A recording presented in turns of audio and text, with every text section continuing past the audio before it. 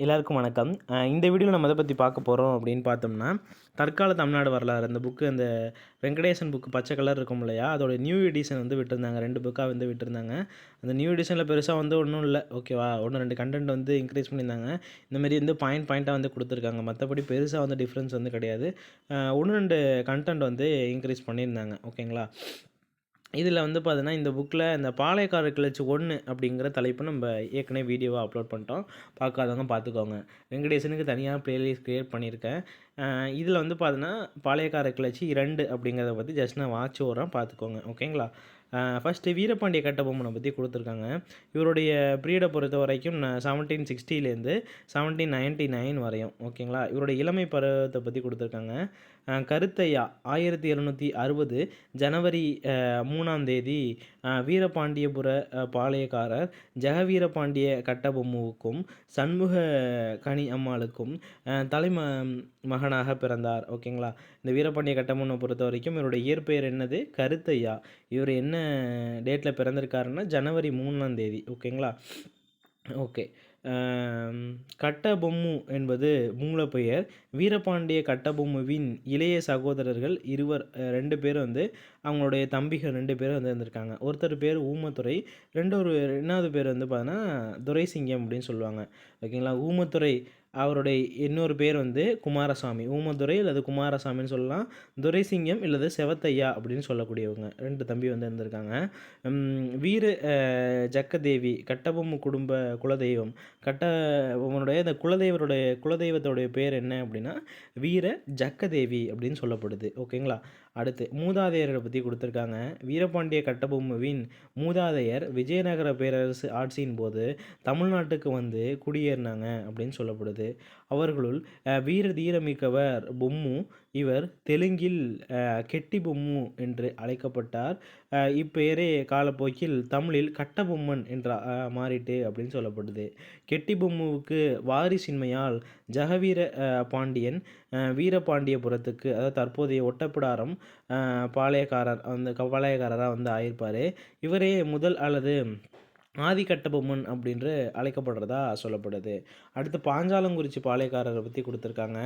அழகிய பாண்டியபுரத்து அருகில் இருந்த சாலிக்குளத்தில் ஒரு நாள் கட்டபொம்மன் வேட்டையாடி கொண்டிருந்த போது முயல் 7 வேட்டை நாய்களை எதிர்த்து விரட்டியதை கண்டதாகவும் அந்த நிலம் வீரமிக்கது என்றும் எண்ணி அங்கு ஒரு கோட்டையை கட்டி அதற்கு பாஞ்சாலங்குறிச்சி என்று பெயரிட்டதாகவும் மரபு வழி கதை வந்து கூறுறதா சொல்லப்படுது. 1790 பிப்ரவரி 2ஆம் தேதி வீரபாண்டிய கட்டபொம்மன் தனது 30வது வயதில் பாஞ்சாலங்குறிச்சி பாளையத்திற்கு ஆட்சி பொறுப்பேற்றதா சொல்லப்படுது. இவர் 47வது பாளையக்காரர் என்றும் கட்டபொம்மன் குலத்தில் வந்து பார்த்தீங்கன்னா 5வது ஆட்சியாளர், கட்டபொம்மன் குலத்தில் 5வது ஆட்சியாளர், 47வது பாளையக்காரர் அப்படின்னும் சொல்லப்படுது, ஓகேங்களா. அடுத்து கம்பெனியின் கட்டாயம் அப்படின்னு கொடுத்துருக்காங்க. வீரபாண்டிய கட்டபொம்மன் மதுரை நாயக்கரின் பாளையக்காரராக இருந்தார்.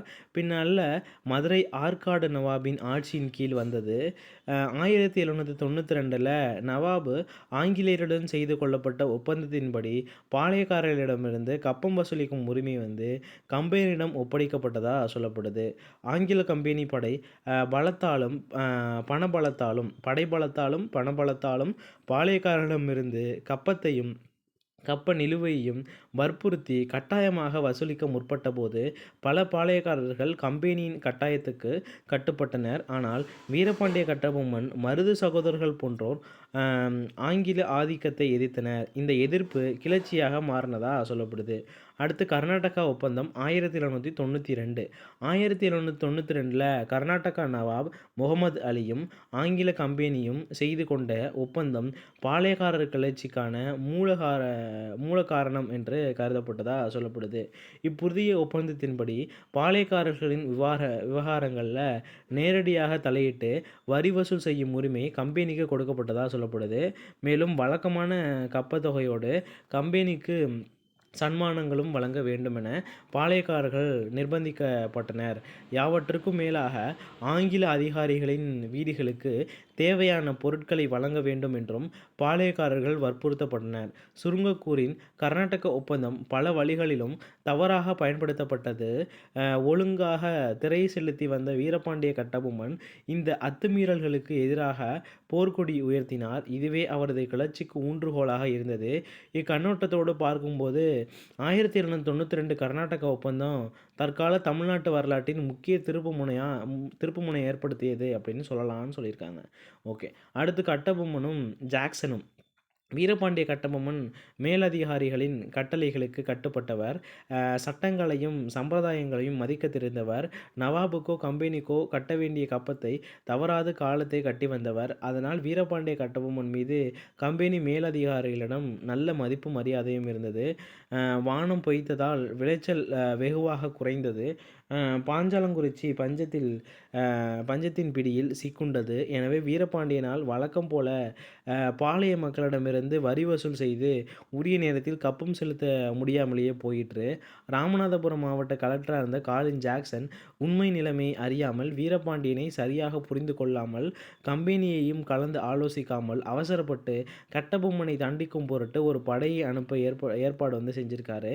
அதை அறிந்த கம்பெனி நிர்வாகம் ஜாக்சனின் நடவடிக்கைக்கு சம்மதிக்கவில்லை. மாறாக வீரபாண்டிய கட்டபொம்மனை ராமநாதபுரத்துக்கு அழைச்சி பிரச்சனையை பேசி தீர்த்து கொள்ளுமாறு கலெக்டர் ஜாக்சன் அறிவுறுத்தப்பட்டதாக சொல்லப்படுது. ஓகேங்களா.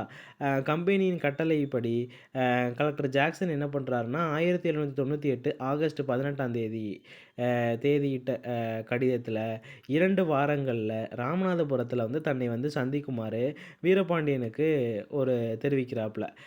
கடிதத்தை அனுப்பிவிட்டு கலெக்டர் திருநெல்வேலி சுற்றுப்பயணம் சென்றுறாரு. கடிதத்தை அனுப்பிட்டு திருநெல்வேலிக்கு ஒரு சுற்றுப்பயணம் போயிடுறாரு. இதை அறிந்த வீரபாண்டியன் கலெக்டர் ஜாக்சனை நேரில் சந்திப்பதற்காக குற்றாலத்தில் காத்திருக்காரு. ஓகேங்களா. ஆகஸ்ட் 27. ஆனால் குற்றாலம் வந்த ஜாக்சன் வீரபாண்டியனை சந்திக்க மறுத்து விடுறாரு. அவரை ராமநாதபுரத்தில் தான் சந்திக்கணும், இங்கெல்லாம் சந்திக்க மாட்டேன் அப்படின்னு சொல்லிடுறாப்புல. எனினும் எப்படியும் கலெக்டரை சந்தித்து பிரச்சனைக்கு தீர்வு காண விரும்பிய கட்டபொம்மன் ஜாக்சனை தொடர்ந்து சொக்கம்பட்டி, சிவகிரி, சாத்தூர், ஸ்ரீவில்லிபுத்தூர், பேரையூர், கமுதி ஆகிய இடங்களுக்கு பின்தொடர்ந்து செல்கிறாரு. எனினும் ஜாக்சன் வீரபாண்டியனை சந்திக்க மறுக்கிறாப்புல. ஆகஸ்ட் 31ஆம் தேதி தன்னை ராமநாதபுரத்தில் சந்திக்க அனுமதி வழங்குறாப்புல. குறிப்பிட்ட நாளன்று வீரபாண்டிய கட்டபொம்மன் கலெக்டர் ஜாக்சனை ராமநாதபுரம் சேதுபதியின் அரண்மனை ராமலிங்க விலாசத்தில் சந்தித்தார். கட்டபொம்மனுடன் அவரது அமைச்சர் சிவசுப்பிரமணிய பிள்ளையும் உடனிருந்ததாக சொல்லப்படுது. கப்பம் கணக்கை சரிபார்த்த போது கட்டபொம்மன் ஒழுங்காக கப்பம் கட்ட முடியவில்லை என்று கட்டபொம்மன் கூறிய காரணத்தை கலெக்டர் ஜாக்சன் ஏற்க மறுத்துறாரு. அது மட்டும் இல்லாமல் வீரபாண்டிய கட்டபொம்மனையும் அவரது அமைச்சர் சிவசுப்பிரமணிய பிள்ளையையும் நிற்க வைத்தே பேசியதை அவமரியாதையாக கருதினார் கட்டபொம்மன். மேலும் வீரபாண்டியன் அரண்மனையை விட்டு செல்ல கூடாது என்ற கலெக்டரின் எச்சரிக்கையை ஏற்க மறுத்தார் கட்டபொம்மன். கலெக்டரின் சிப்பாய்கள் வீரபாண்டிய கட்டபொம்மனை கைது செய்ய முற்பட்ட போது அவர்களை புறம் தள்ளிவிட்டு வீரபாண்டியனும் அவரது அமைச்சரும் வெளியேறாங்க. அரண்மனைக்கு வெளியே மறைவிடத்தில் இருந்து இதை கண்டு ஊமத்துரையும் அவரது வீரர்கள் கட்டபொம்மனுடைய உதவிக்கு வராங்க. அங்கு நடந்த கைகலப்பால் ஆங்கிலேயர் கிளார்க் அப்படின்னு சொல்லக்கூடியவர் குத்தி கொல்லப்படுறாரு. இந்த அமளியில் வீரபாண்டியன் தப்பி சென்று விட்டார். அவரது அமைச்சர் கைது செய்யப்படுறாரு. அவரோட அமைச்சர் சிவசுப்பிரமணியம் கைது செஞ்சிடறாங்க. ஊமத்துரையும் அவரது வீரர்களும் மாயமாய் மறைந்து விட்டாங்களா சொல்லப்படுது. பாஞ்சாலங்குறிச்சி திரும்பிய வீரபாண்டிய கட்டபொம்மன் ராமநாதபுரம் சந்திப்பின் போது நடந்த நிகழ்ச்சிகளை பற்றி கம்பெனிக்கு விரிவாக ஒரு கடிதத்தை அனுப்பி வைக்கிறாரு. அக்கடிதத்தில் கடிதத்தில் கைது செய்யப்பட்ட அவரது அமைச்சர் சிவசுப்பிரமணிய பிள்ளையை விடுவிக்குமாறு கேட்டுக்கொண்டார். கட்டபொம்மனின் கடிதத்தை பரிசீலித்த ஆளுநர் எட்வர்ட் கிளைவ் இருக்கார் இல்லையா, பின்வரும் உத்தரவுகளை பிறப்பிக்கிறாரு. கட்டபொம்மனை சரணடைய வேண்டும் அப்படின்ற ஒரு உத்தரவு. ரெண்டாவது ராமநாதபுர நிகழ்ச்சி பற்றி நீதி விசாரணை செய்யப்படும் அப்படின்னு சொல்லியிருக்காரு. ராமநாதபுர கலெக்டர் காலின் ஜாக்சன் பணி இடை நீக்கம் செய்யப்படுவார். அமைச்சர் சிவசுப்பிரமணிய பிள்ளை விடுவிக்கப்படுவார் அப்படின்னு சொல்கிறாங்க.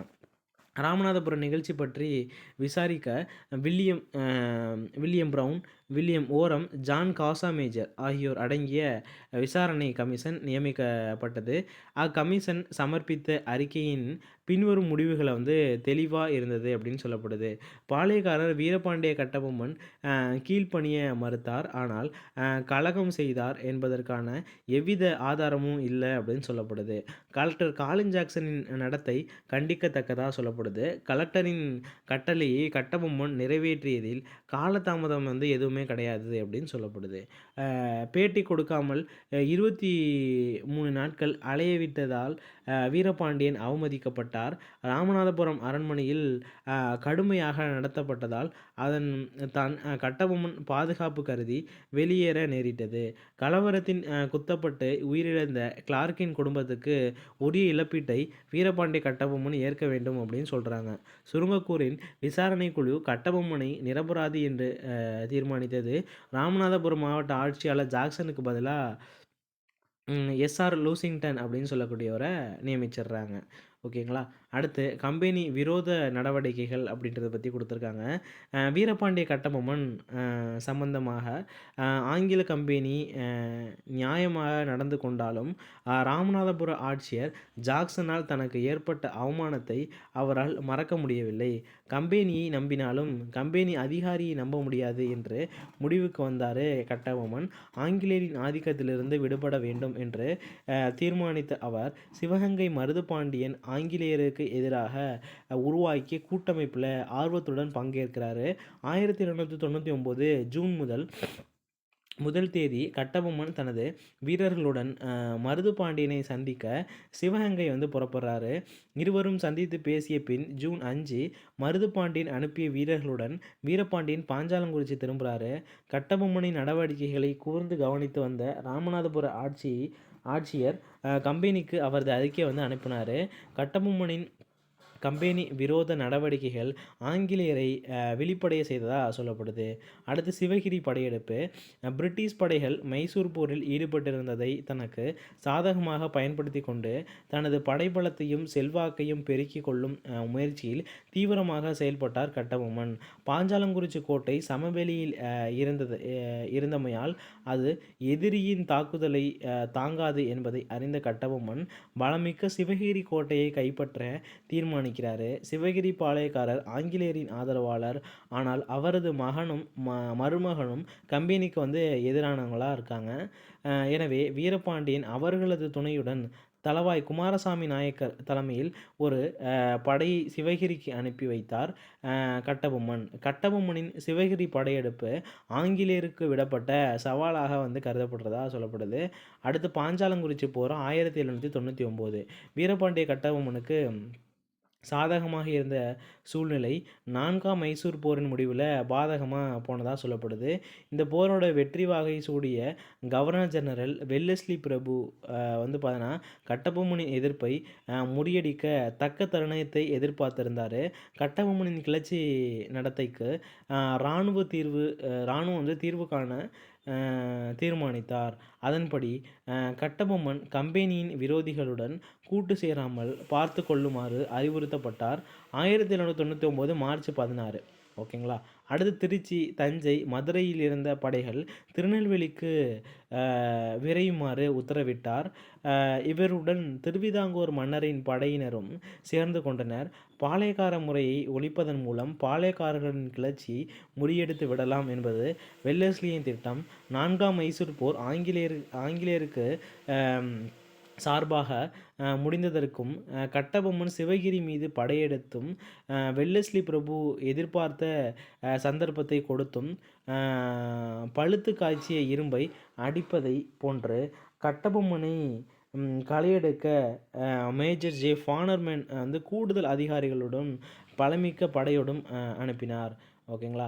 அடுத்து மேஜர் ஃபானர்மேன் தலைமையில் சென்ற ஆங்கில படை ராமநாதபுரம் வழியாக திருநெல்வேலி சென்றது. அங்கிருந்து கொண்டு தன்னை 1799 செப்டம்பர் 4ஆம் தேதி பாளையங்கோட்டையில் வந்து சந்திக்குமாறு கட்டபொம்மனுக்கு இறுதி எச்சரிக்கை அனுப்பினார். குறிப்பிட்ட தேதியில் ஃபானர்மேனை சந்திப்பது சாத்தியமில்லை என்று கட்டபொம்மன் பதில் அனுப்பியதால் ஆங்கில தளபதி இராணுவ நடவடிக்கை மேற்கொண்டார். அவரது படை கட்டபொம்மன் தன் வீரர்களுடன் இருந்து பாஞ்சாலங்குறிச்சி கோட்டையை சூழ்ந்து கொண்டது. கட்டபொம்மனை காப்பாற்ற அண்டை கிராமங்களிலிருந்து வந்தோர் விரட்டி அடிக்கப்பட்டனர். வலுவான நிலையில் இருந்த ஃபானர்மேன் ராமலிங்கம் முதலியாரை கோட்டைக்குள் அனுப்பி கட்டபொம்மனை சந்தித்து பேசி சரணடைய சொல்ல செய்தார். ஆனால் கட்டபொம்மன் ஃபானர்மேனின் கோரிக்கையை நிராகரித்ததாக சொல்லப்படுது. கோட்டையின் பலவீனத்தை பற்றி ராமலிங்கம் முதலியார் கொடுத்த தகவலின் பேரில் பாஞ்சாலங்குறிச்சி கோட்டையின் தெற்கு நுழைவாயிலில் பீரங்கிகள் கொண்டு தகர்க்கப்பட்டது.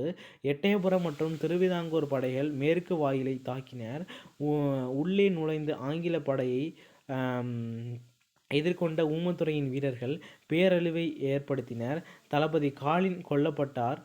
ஃபானர்மேன் எதிர்பார்த்தபடி கட்டபொம்மனை எளிதில் தோற்கடிக்க முடியவில்லை. எனவே கூடுதல் படையை பாளையங்கோட்டையிலிருந்து வரவழைத்து பன்முனை தாக்குதல் நடத்தப்பட்டது. கிளர்ச்சிக்காரர்கள் கோட்டையை விட்டு வெளியேறி காடல்குடி நோக்கி விரைந்தனர். காடல்குடியில் அவர்களுக்கு பெரும் சேதம் ஏற்பட்டது. சிவசுப்பிரமணிய பிள்ளை கைது செய்யப்பட்டார். கட்டபொம்மன் தப்பி சென்று விட்டார் அப்படின்னு சொல்லப்படுது. காடல்குடியிலிருந்து தப்பி சென்ற வீரபாண்டிய கட்டபொம்மனை புதுக்கோட்டை மன்னன் விஜய ரகுநாத தொண்டைமான் இருக்கார் இல்லையா, களப்பூர் காட்டிலிருந்து பிடித்து தளபதி ஃபானர்மேன்கிட்ட ஒப்படைச்சிடுறாரு. கட்டபொம்மனின் படை வீரர்கள் சிவகங்கை வழியாக திண்டுக்கல் தப்பி சென்று மருது பாண்டியரும் கோபால நாயக்கரும் தங்கியிருந்த ஆங்கில ஆதிக்க எதிர்ப்பு முகாமில் வந்து சேர்ந்துடுறாங்க. கைது செய்யப்பட்டோர் அனைவரும் ஆங்கிலேயர் ஆதரவு பாளையக்காரர்களை கொண்ட மன்றத்தின் முன் நிறுத்தப்பட்டனர் அப்படின்னு சொல்லப்படுது. இம்மன்றத்தில் எட்டயபுரம் சிவகிரி பாளையக்காரர்கள் இடம்பெற்றிருந்தாங்க. விசாரணைக்கு பின் கிளர்ச்சி தலைவர்கள் அனைவருக்கும் மரண தண்டனை வந்து விதிக்கப்பட்டது. அதன் பின் 1799 செப்டம்பர் 13ஆம் தேதி நாகலாபுரம் சுந்தரபாண்டியன் கோபாலபுரத்திலும் வீரபாண்டிய பிள்ளை நாகலாபுரத்திலும் தூக்கிலிடப்பட்டதாக சொல்லப்படுது. 3 நாட்களுக்கு பின்னாடி செப்டம்பர் 16 கட்டபொம்மன் தனியாக பாளையக்காரர் மன்றத்தினால் விசாரிக்கப்பட்டார். கட்டபொம்மன் தன் மீது சுமத்தப்பட்ட குற்றங்களை மனக்கலக்கமின்றி ஒத்துக்கொள்கிறாரு. 1799 செப்டம்பர் 17ஆம் தேதி வீரபாண்டிய கட்டபொம்மன் கயத்தாற்றில் தூக்கிலிடப்பட்டதாக சொல்லப்படுது. இறுதி மூச்சு உள்ளவரை கட்டபொம்மன் தளரா மன உறுதியுடன் இருமாப்பு செருக்குடனும் காணப்பட்டார் என்று மேஜர் ஃபானர்மேன் குறிப்பிட்டுள்ளார் அப்படின்னு சொல்லப்படுது. வீரபாண்டியன் தன் வாழ்நாளில் இறுதி நாட்களை ஒரு மாவீரனுக்குரிய இருமாப்புடன் எதிர்கொண்டார் என்று புகழாரம் சூட்டியுள்ளார் பேராசிரியர் கே ராஜையன் அப்படின்னு சொல்லக்கூடியவர். ஓகேங்களா. அடுத்து மதிப்பீடு அப்படின்னு கொடுத்துருக்காங்க. வீரபாண்டிய கட்டபொம்மனின் இயல்பாகவே அமைதியானவர், அமைதியை விரும்பியவர், சட்டத்தை மதித்து தவறாமல் கப்பம் கட்டி வந்தவர், வாடிய பயிரை கண்டு வாடிய வள்ளலார் போன்று பஞ்சத்தால் பாதிக்கப்பட்ட பாஞ்சாலங்குறிச்சி மக்களின் துயர் துடைக்க பாடுபட்டவர், கம்பெனி உயர் அதிகாரிகளின் மதிப்பை பெற்றிருந்தவர், சத்தியத்தையும் சமாதானத்தையும் கட்டி காத்தவர்.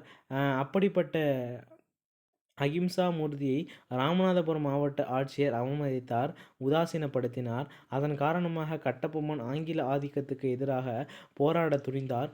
எண்ணி துணிந்த வீரபாண்டியன் தன் முடிவிலிருந்து பின்வாங்கலை அப்படின்னு சொல்லப்படுது.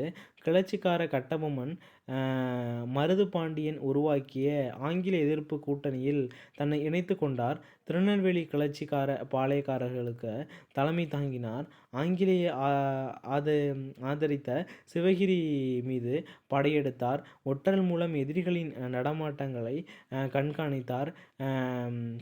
நெருக்கடியான நேரத்திலும் ஆங்கிலேயரிடம் அடிபணிய மறுத்தார். உயிர் மூச்சு உள்ளவரை ஆங்கிலேயரை எதிர்த்து போராடிய கட்டபொம்மன் சக பாளையக்காரர்களால் காட்டி கொடுக்கப்பட்டு கைது செய்யப்பட்டதாக சொல்லப்படுது. சாகும்போதும் செருக்கோடு செத்தார். வீரபாண்டிய கட்டபொம்மன் பிறவி பேரொளி அல்லர், சூழ்நிலை கட்டாயத்தால் கிளர்ச்சி காரராக மாறிட்டார் அப்படின்னு சொல்லப்படுது.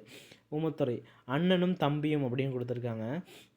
அதாவது ஊமத்துரை பற்றி கொடுத்துருக்காங்க. வீரபாண்டியன், ஊமத்துரை, குமாரசாமி ஆகிய மூவரும் உடன் பிறந்த சகோதரர்கள் அப்படின்னு சொல்லப்படுது. இம்மூவரும் பாளைய பற்றுமிக்க வீரர்கள். இவர்கள் வீரபாண்டிய கட்டபொம்மனுக்கு தோன்றா துணையாக இருந்தார்கள்.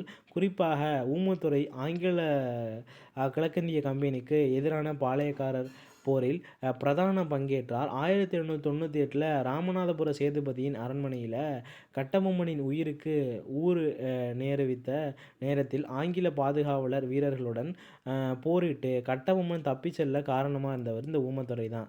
பின்னர் 1899 மேஜர் ஃபானன்மேன் பாஞ்சாலங்குறிச்சி கோட்டை மீது பீரங்கி தாக்குதல் நடத்தி உள்ளே நுழைந்த போது அவர்களை தீரத்துடன் எதிர்த்து போராடி அவர்களது தாக்குதலை தடுத்து நிறுத்தினவரும் இவர் தான். கோட்டையை கைப்பற்றிய ஆங்கிலேயர் ஊமத்துரையை கைது செய்து பாளையங்கோட்டை சிறையில் அடைத்தனர். 1801 பிப்ரவரி மாதம் சிறையில் இருந்து தப்பிய ஊமத்துரை கட்டபொம்மன் விட்டு சென்ற ஆங்கில ஆதிக்க எதிர்ப்பு போராட்டத்தை தொடர்ந்தார் அப்படின்னு சொல்லப்படுது. சிறையில் இருந்த ஊமத்துரை தப்பிய வீர செயலை ஆக்ராவிலிருந்து தப்பிய சிவாஜியின் தீர செயலை போன்றது என்று ஒப்பிட்டு கூறுகிறார் பேராசிரியர் ராஜகாளிதாஸ் அப்படின்னு சொல்லக்கூடியவர். அடுத்து தூத்துக்குடி தாக்குதல் 1801 அப்படின்னு கொடுத்துருக்காங்க. பாஞ்சாலங்குறிச்சியிலிருந்து தப்பிய ஊமத்துரை பாஞ்சாலங்குறிச்சி கோட்டையை புதுப்பித்து கட்டினார். பிற பாளையக்காரர்களை ஒன்று திரட்டி ஒருங்கிணைத்து மற்றொரு கூட்டமைப்பை உருவாக்கும் முயற்சியை மேற்கொண்டார். எட்டயபுர ஊத்துமலை பாளையக்காரர்களை தவிர பிற திருநெல்வேலி பாளையக்காரர் ஊமத்துரையோடு சேர்ந்து ஆங்கிலேயருக்கு எதிராக போராட ஆதரவளித்தனர். சிவகங்கை மருதுபாண்டியன் அனுப்பிய படை வீரர்களையும் சேர்த்து கொண்டு ஊமத்துரை 1801 மார்ச் 3 தூத்துக்குடியை தாக்கி கைப்பற்றினார். இது ஊமத்துரையின் தலைமையில் செயல்பட்ட கூட்டுப்படைக்கு கிடைத்த குறிப்பிடத்தக்க வெற்றி அப்படின்னு சொல்லப்படுது. அடுத்து முற்றுகை முறியடிப்பு 1801. ஆங்கிலேயர் பாஞ்சாலங்குறிச்சியை கைப்பற்றும் முயற்சியை கைவிடவில்லை. அவர்கள் திருவிதாங்கூர் மன்னர் அனுப்பிய படையின் துணை கொண்டு தளபதி காலின் மெக்காலே தலைமையில் 1801 மார்ச் 13 பாஞ்சாலங்குறிச்சி கோட்டையை முற்றுகையிட்டதாக சொல்லப்படுது. ஊமத்துரையும் அவரது சகோதர தளவாய் குமாரசாமியும் அவர்களது வீரர்களும் ஆங்கிலேயரின் தாக்குதலை உறுதியுடன் எதிர்கொண்டதாக சொல்லப்படுது. இந்த வாழ்வா சாவா போராட்டத்தில் ஆங்கிலேயர் பலர் உயிரிழந்ததாக சொல்லப்படுது. ஆங்கிலேயர் படை பின்வாங்கியது. ஆங்கிலேயர் முற்றுகை முறியடிக்கப்பட்டதாக சொல்லப்படுது. இந்த இரண்டாவது வெற்றியால் ஊமத்துரையின் வீரக்கரம் மேலோங்கி நின்றது. அடுத்து மீண்டும் முற்றுகை 1801. பாஞ்சாலங்குறிச்சி கோட்டை முற்றுகை தோல்வி தளபதி காலின் மெக்காலேவுக்கு பெரும் பின்னடைவை ஏற்படுத்தியது. எனினும் அவர் மீண்டும் முற்றுகையிட்டு அக்கோட்டையை கைப்பற்ற திட்டமிட்டதாக சொல்லப்படுது. மெக்காலே சென்னை, ஆற்காடு, திண்டுக்கல், திருச்சி, மலபார் பகுதியிலிருந்து படைகளை திரட்டினார். தஞ்சை மன்னர் சரபோஜியும் புதுக்கோட்டை தொண்டைமானும் ஆங்கிலேயருக்கு ஆதரவாக இருந்திருக்காங்க. 1801 மே 24 லெப்டினன்ட் கர்னல் FA அக்னியூ தலைமையில் ஆங்கிலேயரின் கூட்டுப்படை பாஞ்சாலங்குறிச்சி கோட்டையை முற்றுகையிட்டிருக்காங்க. 53 நாட்கள் தொடர்ந்து கோட்டை மீது பீரங்கி தாக்குதல் நடத்தப்பட்டது. இரு தரப்பிலும் பலத்த சேதம் ஏற்பட்டது. இறுதியில் கோட்டை கைப்பற்றப்பட்டது. ஊமத்துரை பலத்த காயங்களுடன் உயிர் தப்புனதாக சொல்லப்படுது. அடுத்து காளையார்கோவில் கிளர்ச்சி 1801. பாஞ்சாலங்குறிச்சியிலிருந்து தப்பி சென்ற ஊமத்துரை காளையார்கோவில் காட்டுக்குள் மருது சகோதரர்களை சந்தித்து அவருடன் சேர்ந்து கொண்டு ஆங்கில ஆதிக்கத்தை எதிர்த்து போராடியிருக்காரு. மருது சகோதரர்கள் துவங்கிய ஆங்கில ஆதிக்க எதிர்ப்பு தென்னிந்திய கிளர்ச்சியில் பேரார்வத்துடன் பங்கேற்றார் ஊமத்துரை. காளையார்கோவில் கிளர்ச்சி கேந்திரமாயிற்று. தளபதி மேக்னின் தலைமையில் காரைக்குடி வந்த ஆங்கில படையை ஊமத்துரையின் தலைமையின் கீழ் வந்த படை சுற்றி சூழ்ந்து கொண்டு தாக்கியது. தாக்குதலை எதிர்கொள்ள முடியாது மேக்னின் படை பின்வாங்க நேரிட்டது. பின்வாங்கிய ஆங்கில படை திருச்சி, திருவிதாங்கூர், புதுக்கோட்டை, இலங்கை ஆகிய இடங்களில் இருந்து வந்த உதவி படைகளுடன் கர்னல் அக்னியுவின் தலைமையில் 1801 செப்டம்பர் மாதம் காளையார்கோவிலை தாக்கினர். சிவகங்கையின் பல பகுதிகள் கைப்பற்றப்பட்டன. இன் ஜேம்ஸ் பிளாக்பர்ன் மெக்காலே தலைமையில் காளையார்கோவில் மீது மும்முனை தாக்குதல் நடத்தப்பட்டது. இத்தாக்குதலை தீரத்துடன் எதிர்கொண்ட ஊமைத்துரை காளையார்கோவில் ஆங்கில படையால் கைப்பற்றப்பட்ட பிறகு திண்டுக்கல்லுக்கு தப்பி சென்றாரு ஊமைத்துரை. அடுத்து திண்டுக்கல் தாக்குதல். திண்டுக்கலுக்கு தப்பி சென்ற ஊமைத்துரை 3 நாட்களுக்குள் சில ஆயுதம் தாங்கிய வீரர்களை திரட்டுறாரு. பின்னர் விருப்பாட்சியை கைப்பற்றி அதன் அடர்ந்த காடுகளுக்கு சென்று ஊமைத்துரை போராட்டத்தை தொடர்ந்தார். பின்னர் திண்டுக்கல்லில் ஜோன்ஸ் தலைமையிலான படையை தோற்கடித்தார். ஊமைத்துரையின் படை வீரர்கள் எதிரிகளை விருப்பாட்சியிலும் சேத்திரம்பட்டியிலும் இடைமறித்து தாக்கினர். தோல்வியடைந்த ஊமைத்துரையும் அவரது படை வீரர்களும் திண்டுக்கல் பள்ளத்தாக்கில் பதுங்கினர். ஆங்கில படை அவர்களை துரத்தி சென்று தாக்கியது. 3 நாட்கள் உணவின்றி வாடிய கிளர்ச்சிக்காரர்கள் கைது செய்யப்பட்டனர். கைது செய்யப்பட்ட கிளர்ச்சி தலைவர்கள் கொடூரமாக தண்டிக்கப்பட்டனதா சொல்லப்படுது. 1801 நவம்பர் 16ஆம் தேதி ஊமைத்துரையும் அவரது இளைய சகோதரர் செவத்தையாவும் சிரதேசம் செய்யப்பட்டதாக ஜேம்ஸ் வெல்ஸ் தனது இராணுவ நினைவு குறிப்புகளில் குறிப்பிட்டிருக்காரு அப்படின்னு சொல்லப்படுது.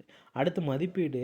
வீரபாண்டிய கட்டபொம்மனும் ஊமைத்துரையும் ஒரு நாணயத்தின் 2 பக்கங்களை போன்றவர்கள்.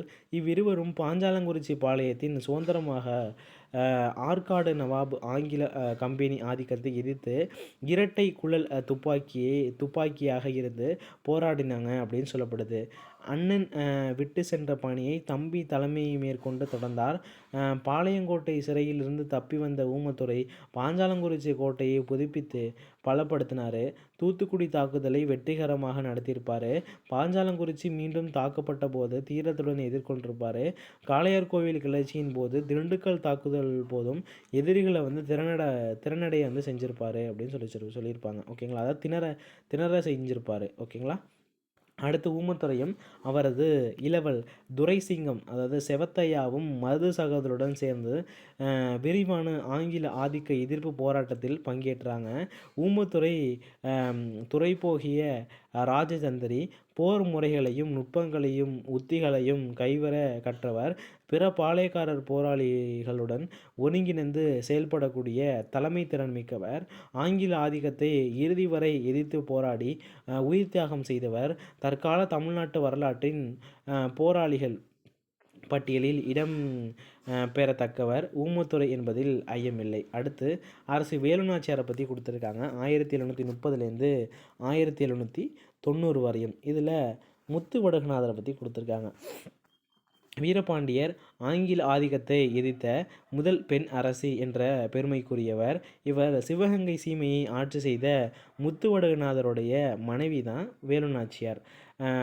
தாண்டவராய பிள்ளை அமைச்சராயிருந்த போது வேலுநாச்சியார் அவரது கணவர் முத்துவடுகநாதருக்கு நல்ல மனைவியாக இருந்திருக்காங்க. நண்பராகவும் ஆலோசகராகவும் வழிகாட்டியாகவும் வந்திருக்காங்க. முத்துவடுகநாதர் டச்சுக்காரர்களுக்கு வர்த்தக வசதிகள் செய்து கொடுத்தமையால் ஆங்கிலேயர் இருமுறை சிவகங்கை மீது படையெடுத்திருக்காங்க. காளையார்கோவிலை கைப்பற்றிய போது வடுகநாதர் வீரத்துடன் போரிட்டு மடிந்தார். 1772 ஜூன் 21. அடுத்து கணவருடன் போர்க்களத்திலிருந்து போரில் பங்கேற்ற வேலுநாச்சியாரின் செயல் பிரமிக்கத்தக்கது, பாராட்டக்குரியது அப்படின்னு சொல்லியிருக்காங்க. அடுத்து விதவை வேலுநாச்சியார். கணவன் முத்துவடுகநாதின் வீர மரணத்துக்கு பின் விதவை வேலுநாச்சியார் அவரது மகள் வெள்ளாச்சி நாச்சியார் தான் இருக்கும். இங்கே வேளாச்சி நாச்சியார்னு கொடுத்துருக்காங்க. ஸ்கூல் புக்கில் அப்படி தான் இருக்கும். அமைச்சர் தாண்டவராய பிள்ளை ஆகியோருடன் விருப்பாட்சிக்கு தப்பி செல்கிறாங்க. அங்கு அவர்கள் 8 ஆண்டு காலம் ஐதர் அலியின் பாதுகாப்பு பராமரிப்பில் இருந்திருக்காங்க. அந்த வாய்ப்பை பயன்படுத்தி கொண்டு வேலுநாச்சியார் ஒரு படையை திரட்டுறாங்க. ஐதர் அலி மற்றும் கோபால நாயக்கருடன் சேர்ந்து ஆங்கிலேயரை தாக்க திட்டமிடுறாங்க. அதன்படி 1780 இக்கூட்டுப்படை சிவகங்கையில் ஆங்கிலேயரை எதிர்த்து போரிட்டது. இப்போரின் போது மருது சகோதரர்கள் தளபதிகளாக செயல்படுறாங்க. இப்போருக்கு பின் சிவகங்கை வேலுநாச்சியார் வசம் வந்திருக்கு. அவர் சிவகங்கை அரசியாக ஆயிடுறாங்க. அரசி வேலுநாச்சியார் 1780லேருந்து 1790 வரையும் சிவகங்கையின் ஆட்சி பொறுப்பேற்ற வேலுநாச்சியார் 10 ஆண்டு காலம் நல்லாட்சி செஞ்சுருக்காங்க. ஹைதர் அலியும் கோபால நாயக்கரும் அவருக்கு தொடர்ந்து ஆதரவு அளிச்சிருக்காங்க. சின்னமருது அரசின் அமைச்சராகவும் பெரிய மருது தலைமை தளபதியாகவும் நியமிக்கப்படுறாங்க. இவ்விருவரும் அரசியின் நம்பிக்கைக்குரியவர்களாக இருந்து அவரது 10 ஆண்டு கால ஆட்சியில் பங்கேற்றார். அரசி வேலுநாச்சியார் ஆட்சி பொறுப்பை மருது சகோதரருடன் ஒப்படைத்துவிட்டு சில ஆண்டுகளுக்கு பின் இறந்துடுறாங்க. அடுத்து மாவீரன் தீரன் சின்னமலை 1756லேருந்து 1805 வரையும் பட்டக்காரர் பரம்பரை. தீரன் சின்னமலை பாளையங்கோட்டை பட்டக்கார அரசு பரம்பரையைச் சேர்ந்தவர். இவர் 1756 ஏப்ரல் 17ஆம் தேதி மேலப்பாளையத்தில் ரத்னசாமிக்கும் பெரியாத்தாளுக்கும் பிறந்தவங்க. இவரது இயற்பெயர் தீர்த்தகிரி கவுண்டர் அப்படின்னு சொல்லக்கூடியவங்க. பின்னர் மாவீரன் தீரன் சின்னமலை என்று அழைக்கப்பட்டதாக சொல்லப்படுது. மைசூரின் அதிபரான ஹைதர் அலி கொங்கு நாட்டை அபகரிக்க தீர்மானித்தார். அவரது திவான் முகமது அலி கொங்கு நாட்டில் தீர்த்தகிரி குடும்பத்துக்கு சொந்தமான பகுதிகளை கையகப்படுத்தி மக்களை கொடுமைப்படுத்தி கட்டாய வரி வசூல் செய்தார். தீர்த்தகிரியும் அவரது இரு சகோதரர்களும் முகமது அலியை சிவன்மலை மற்றும் சென்னிமலையின் இடைமறித்து சந்தித்து வரிப்பணத்தை மீட்டு கொங்கு நாட்டு உரிமையை நிலைநாட்டினார். தீர்த்தகிரியின் தீர செயல் மக்களிடையே விரைந்து பரவியதாக சொல்லப்படுது. தீர்த்தகிரி சின்னமலை அவமதிக்கப்பட்ட மைசூர் திவான் முகமது அலி சங்ககிரியிலிருந்து ஒரு படையை அனுப்பினார். அப்படை காங்கேயத்தை அடைவதற்கு முன் நொய்யல் ஆற்றங்கரையில் தீர்த்தகிரி அப்படையை இடைமறித்து தோற்கடித்ததாக சொல்லப்படுது. இதுவே தீர்த்தகிரி பெற்ற முதல் வெற்றி அப்படின்னு சொல்லப்படுது. ஓகேங்களா. அடுத்து மைசூர் சுல்தான் ஹைதர் அலி பழிவாங்கும் நோக்குடன் தாக்கக்கூடும் என்று எண்ணிய தீர்த்தகிரி சின்னமலை கொங்கு நாட்டு கிராமங்களிலிருந்து இளைஞர்களை தெரிவு செய்து அவர்களுக்கு போர் பயிற்சி கொடுத்து ஒரு படையை உருவாக்கினார். இதன் மூலம் தீரன் சின்னமலை கொங்கு நாட்டு மக்களின் உள்ளங்களை கொள்ளை கொண்டார் அப்படின்னு சொல்லப்படுது. அடுத்து தீரனும் திப்புவும் ஹைதர் அலி இறந்த பின் அவரது வாரிசான திப்பு சுல்தான் ஆங்கில ஆதிக்கத்தை எதிர்த்து மாவீரன் தீரன் சின்னமலையின் ஆதரவையும் உதவியும் வேண்டினார். சின்னமலை திப்பு சுல்தானுடன் சேர்ந்து பொது எதிரியான ஆங்கிலேயரை எதிர்க்க ஒப்புதல் அளித்தார். கூட்டுப்படைக்கு பிரெஞ்சு போர் வல்லுநர்கள் பயிற்சி அளித்தனர்.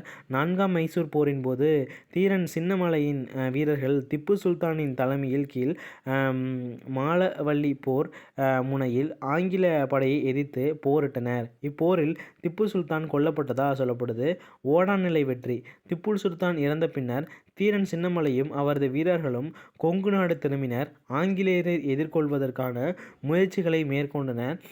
சின்னமலை ஓடாநிலை என்ற வலிமைமிக்க அரண்மனையை எழுப்பினார். அங்கு ஒரு படைக்கல சாலையை கட்டியிருப்பார். பீரங்கிகளும் துப்பாக்கிகளும் தயாரிக்கப்பட்டன. திறன் சின்னமலையின் கொங்கு நாட்டு பற்றும் ஆங்கில ஆதிக்க எதிர்ப்பும் பக்கத்து பாளையக்காரர்களையும் பற்றி கொண்டது. ஆங்கிலேயருக்கு எதிராக கூட்டமைப்பு அமைத்து போராட வேண்டியதன் அவசியத்தை உணர்ந்தனர். அடுத்து பெரும் பின்னடைவு. கொங்கு நாட்டை தங்களது கட்டுப்பாட்டின் கீழ் கொண்டு வந்துவிட வேண்டும் என்ற நோக்கத்துடன் ஆங்கிலேயர் ஒருவரை தூது அனுப்பி கொங்கு நாட்டின் மீது ஆங்கிலேயரின் கட்டுப்பாட்டை ஏற்றுக்கொண்டு கப்பம் செலுத்துமாறு அறிவுறுத்தினர். ஆனால் தீரன் சின்னமலை ஆங்கிலேயரின் சவாலை எதிர்த்து கொங்கு நாட்டின் இறையாண்மையை நிலைநாட்ட துணிந்தார். தீரன் சின்னமலையின் துணிவையும் அறைகூவலையும் கண்டு அதிர்ந்து போன ஆங்கிலேயர் தளபதி மாகிஸ்கான் தலைமையில் சின்னமலையை கைது செய்ய அனுப்பினார். தீரன் சின்னமலை எதிரி படையை நொய்யல் ஆற்றங்கரையில் தோற்கடித்தார். தளபதி மாகிஸ்கான் கொல்லப்பட்டதாக சொல்லப்படுது. அடுத்து வீரமரணம். ஆங்கிலேயருக்கு ஏற்பட்ட பெரும் பின்னடைவை பொறுத்து கொள்ள முடியாத ஆங்கில கம்பெனி தளபதி ஹாரிஸ் தலைமையில் ஒரு குதிரைப்படையை அனுப்பியது. ஓடா நிலவை அடைந்த குதிரைப்படை திடீர் தாக்குதலை நடத்தி நிலைக்குலையை செய்தார் தீரன் சின்னமலை. இத்தாக்குதலை சமாளிக்க முடியாமல் தளபதி ஹாரிஸ் வந்து பார்த்தோன்னா பின்வாங்க நேரிட்டதாக சொல்லப்படுது. ஆங்கிலேயர் ஒரு பலமிக்க பீரங்கி படை அனுப்பியது. அதை அறிந்த சின்னமலையும் அவரது குடும்பத்தினரும் கருமலைக்கு சென்று விட்டனர். ஆங்கிலேயரின் பீரங்கி படை ஓடாநிலை அரண்மனையை தரையை மட்டமாக ஆக்குறாங்க. நல்லப்பன் என்ற சமயக்காரனால் காட்டிக்கொள்ளப்பட்ட சின்னமலையும் அவரது சகோதரர்களும் கைது செய்யப்பட்டு சங்ககிரி சிறையில் அடைக்கப்பட்டது. கொங்கு நாட்டின் மீது ஆங்கிலேயரின் மேலாதிக்கத்தை ஏற்றுக்கொண்டால் சின்னமலையை மன்னிக்க தயாராக இருப்பதாக கூறிய கம்பெனி ஆனால் வந்து தீரன் சின்னமலை எந்த நிபந்தனைகளையும் ஏற்க மறுத்துவிட்டார். எனவே 1805 ஜூலை 31 மாவீரன் சின்னமலையும் அவரது சகோதரர்களும் தூக்கிலிடப்பட்டதாக சொல்லப்படுது. 1805 ஜூலை 31 டேட் ரொம்ப முக்கியம் பார்த்துங்க. அடுத்து ஸ்வர்ணகிரி வீரன் சுந்தரலிங்கம் 1771 1799 வரையும் நம்பிக்கை நட்சத்திரம் அப்படின்னு கொடுத்துருக்காங்க. சுந்தரலிங்கம் வந்து பார்த்தோன்னா பாஞ்சாலங்குறிச்சிக்கு பக்கத்தில் உள்ள ஸ்வர்ணகிரியில் 1771 கட்ட கருப்பண தேவேந்திரருக்கும் முத்தம்மாளுக்கும் மகனாக வந்து பிறந்திருக்காங்க. இவரது மனைவி சண்முக வடிவு. சுந்தரலிங்கம் வந்து வீரபாண்டிய கட்டபொம்மனின் நம்பிக்கைக்குரிய பாத்திரமான தளபதிகளில் ஒருவராக வந்து இருந்தவர் தான் இந்த சுந்தரலிங்கம் அப்படின்னு சொல்லக்கூடியவர். நதிநீர் பங்கீடு சம்பந்தமாக பாஞ்சாலங்குறிச்சிக்கும் எட்டயபுரத்துக்கும் இடையே ஏற்பட்ட தகராறில் சுந்தரலிங்கம் தலைமையிட்டு தீர்த்து வைத்திருந்து அவரது அரசியல் வரலாறு துவங்கியது அப்படின்னு சொல்லப்படுது. அதன் பின் அவர் கட்டபொம்மனின் படைப்பிரிவில் சேர்க்கப்பட்டு படிப்படியாக தளபதி அளவுக்கு வந்து உயர்த்தப்பட்டதாக சொல்லப்படுது. காலத்தே செய்த உதவி, அதாவது வீரபாண்டிய கட்டபொம்மன் ராமநாதபுரம் மாவட்ட ஆட்சியர் ஜாக்சனை சந்தித்து சென்றபோது சுந்தரலிங்கமும் ஊமத்துரையும் அவருடன் சென்றனர். கோட்டை வாயிலில் நடந்த கைகலப்பில் சுந்தரலிங்கம் ஆங்கில தளபதியான கிளார்க்கை வெட்டி கொன்றதாக கூறப்படுகிறது. ஆங்கில அதிகாரி கிளார்க் வந்து பார்த்தோன்னா செத்துருவாருன்னு பார்த்துருப்போம்.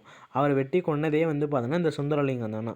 கட்டபொம்மன் தப்பி செல்ல சுந்தரலிங்கமும் ஊமத்துரையும் வந்து பார்த்தோன்னா பேருதவி வந்து செஞ்சுருக்காங்க. 1899 செப்டம்பர் 5 பாஞ்சாலங்குறிச்சி கோட்டை ஆங்கிலேயரால் முற்றுகையிடப்பட்ட போது சுந்தரலிங்கம் துணை தளபதிகளுடன் எதிரி படையினரை எதிர்கொண்டு பலத்த சேதத்தை விளைவித்தார். கட்டபொம்மனும் ஊமத்துரையும் கோட்டையிலிருந்து வெளியேற சுந்தரலிங்கம் உதவி செய்தார். அவர்களை தொடர்ந்து சுந்தரலிங்கம் தலைமறைவானார் அப்படின்னு சொல்லப்படுது. அடுத்து ஊமத்துரைக்கு உறுதுணை. கட்டபொம்மனுக்கு பிறகு ஆங்கில ஆதிக்க எதிர்ப்பு போராட்டத்தை தொடர்ந்து நடத்திய ஊமத்துரைக்கு தோன்றா துணையாக இருந்தார் சுந்தரலிங்கம். கோல்வார்பட்டி சண்டையின் போது 1899 செப்டம்பர் 9 தலைமறைவான சுந்தரலிங்கம் கவர்னகிரி பசுவந்தானை பட்டணமருதூர் முதலான இடங்களுக்கு சென்று இளைஞர்களை திரட்டி போர் பயிற்சி கொடுத்தார். சிறு படையை உருவாக்கினார். இப்படையை கொண்டு பாளையங்கோட்டையில் சிறை வைக்கப்பட்டிருந்த ஊமத்துரையை விடுவித்தார். அடுத்து இறுதி வரை போராட்டம். பாளையங்கோட்டையிலிருந்து பாஞ்சாலங்குறிச்சி திரும்பிய சுந்தரலிங்கமும் ஊமத்துரையும் சிதைந்து போன கோட்டையை விரைந்து கட்டினர். இருவரும் இணைந்து ஆங்கில ஆதிக்க எதிர்ப்பு கூட்டமைப்பை புதுப்பிக்கும் முயற்சியில் ஈடுபட்டனர். பாஞ்சாலங்கோட்டை ஆங்கிலேயரால் கைப்பற்றப்பட்ட பின்னர் சுந்தரலிங்கம் ஊமத்துரையும் தப்பி சென்று மருது சகோதரருடன் இணைந்து ஆங்கிலேயரை எதிர்த்து போராடினர்.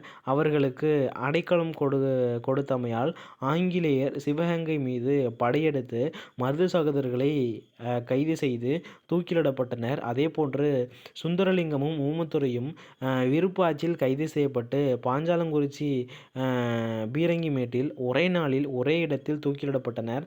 1801 நவம்பர் 16 சுந்தரலிங்கமும் ஊமத்துரையும் ஆங்கில ஆதிக்கத்துக்கு எதிராக ஒரு தாய் வயிற்று பிள்ளை போன்று இணை பிரியாத இருந்து இறுதி வரை போராடிய சாமானிய இரட்டையர்கள் அப்படின்னு சொல்லப்படுறாங்க. ஓகேங்களா.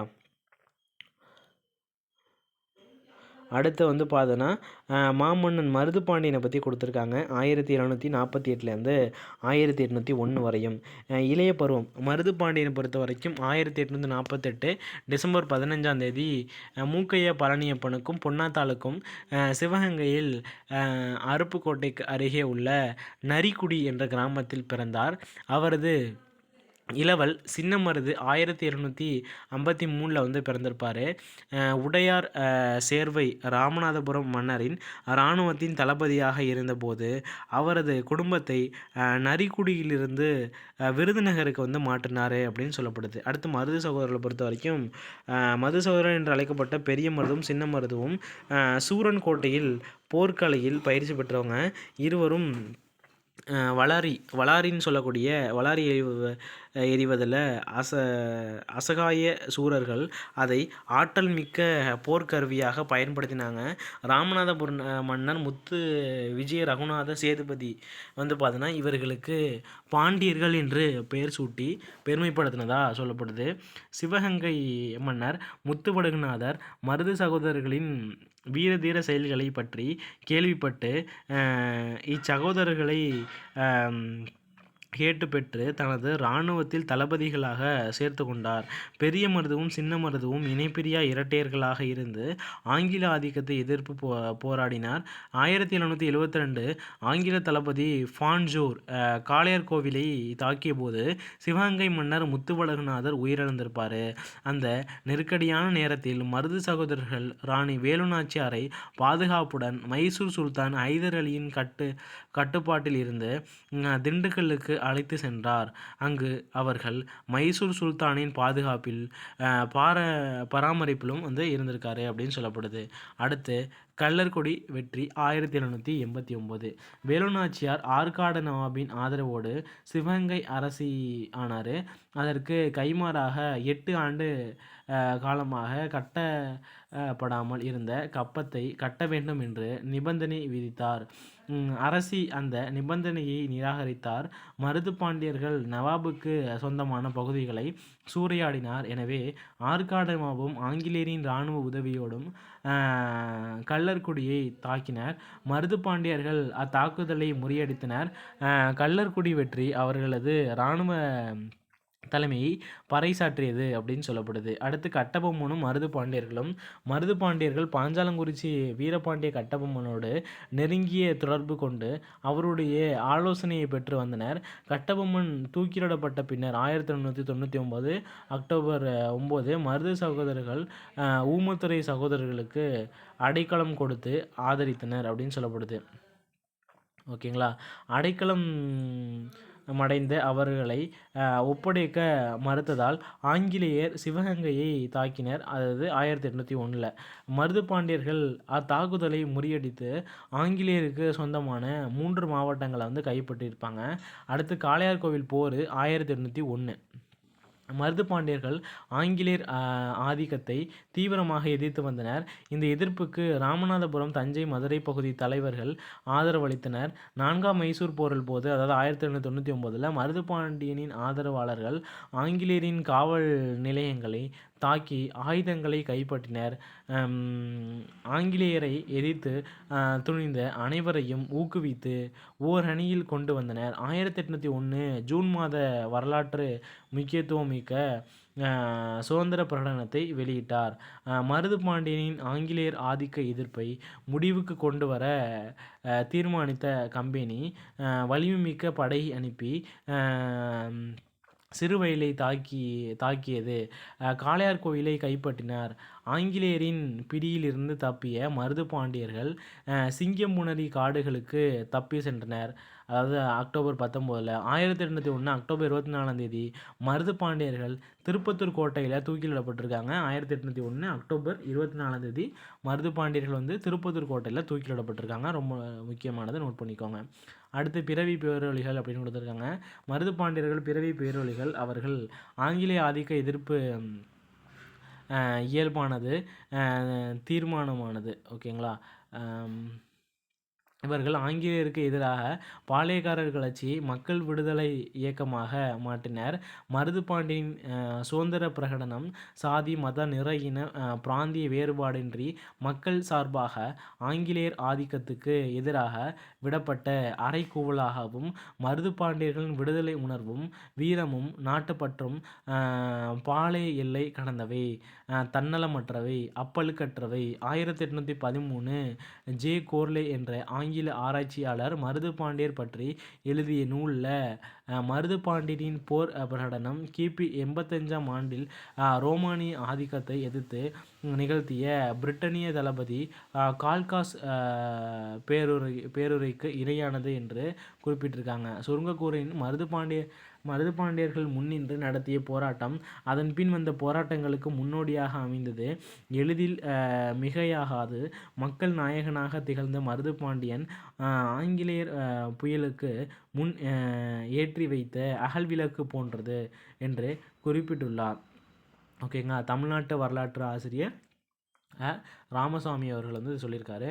அடுத்து 1801 ஆண்டில் மாமன்னன் மருதுபாண்டியர்கள் தலைமையிலும் வழிகாட்டுதலின் உருவான போராட்டங்கள் ஆங்கிலேயருக்கு எதிரான ஆயுதமேந்திய மக்கள் புரட்சி என்று கருதுகிறார்.